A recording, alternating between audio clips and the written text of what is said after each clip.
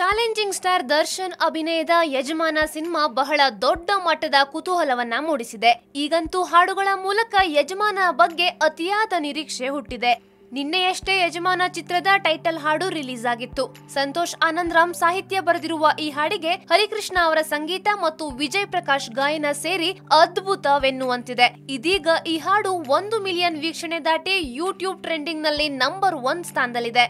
ಈಗ ವಿಶೇಷ ಅಂದ್ರೆ ಇದು ಯಜಮಾನ ಚಿತ್ರದ ಹಾಡಲ್ಲ, ಇದು ದರ್ಶನ್ ಅವರ ಜೀವನ ಚರಿತ್ರೆ. ಹೀಗಂತ ಸ್ವತಃ ಹರಿಕೃಷ್ಣ ಅವರೇ ಹೇಳಿದ್ದಾರಂತೆ.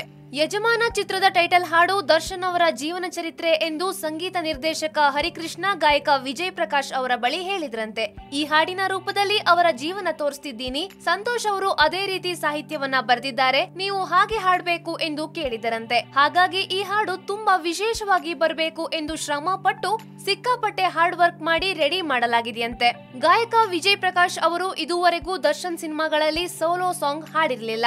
ಈ ಹಾಡಿನ ಮೂಲಕ ಅಂತಹ ಅವಕಾಶ ಸಿಕ್ಕಿದೆ ಎಂದು ಸ್ವತಃ ವಿಜಯ್ ಪ್ರಕಾಶ್ ಅವರೇ ಸಂತಸವನ್ನ ವ್ಯಕ್ತಪಡಿಸಿದ್ದಾರೆ. ಜೊತೆಗೆ ಸಂತೋಷ್ ಆನಂದರಾಮ್ ಅವರಿಗೂ ಕೂಡ ದರ್ಶನ್ ಚಿತ್ರಕ್ಕೆ ಹಾಡು ಬರೆಯುವ ಚಾನ್ಸ್ ಸಿಕ್ಕಿದೆ. ಹರಿಕೃಷ್ಣ ಅವರ ಜೊತೆ ಮಾತನಾಡಿದ ನಂತರ 1-2 ದಿನ ಟೈಮ್ ತಗೊಂಡೆ, ಆಮೇಲೆ 1 ಸಲ ಹಾಡಿದೆ, ಅದು ಹರಿಸರ್ಗೆ ಇಷ್ಟ ಆಯ್ತು. ಅದಾದ ಬಳಿಕ ಇನ್ನೊಂದು ಸಲ ಹಾಡಿದೆ, ಅದು ಹರಿಸರ್ಗೆ ಓಕೆ ಆಗ್ಲಿಲ್ಲ.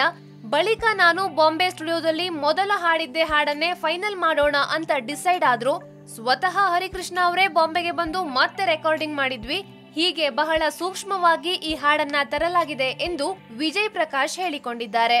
ಸಂತೋಷ್ ಆನಂದರಾಮ್, ವಿಜಯ್ ಪ್ರಕಾಶ್, ಹರಿಕೃಷ್ಣ ಅವರ ಕಾಂಬಿನೇಷನ್ ನಲ್ಲಿ ರಾಜ್ಕುಮಾರ ಟೈಟಲ್ ಹಾಡು ಬಂದಿತ್ತು, ಬಹಳ ದೊಡ್ಡ ಹಿಟ್ ಆಗಿತ್ತು. ಇದೀಗ ಈ ಮೂವರ ಕಾಂಬಿನೇಷನ್ ನಲ್ಲಿ ಯಜಮಾನ ಟೈಟಲ್ ಹಾಡು ಬಂದಿದೆ, ಇದು ಕೂಡ ದೊಡ್ಡ ಹಿಟ್ ಆಗಿದೆ.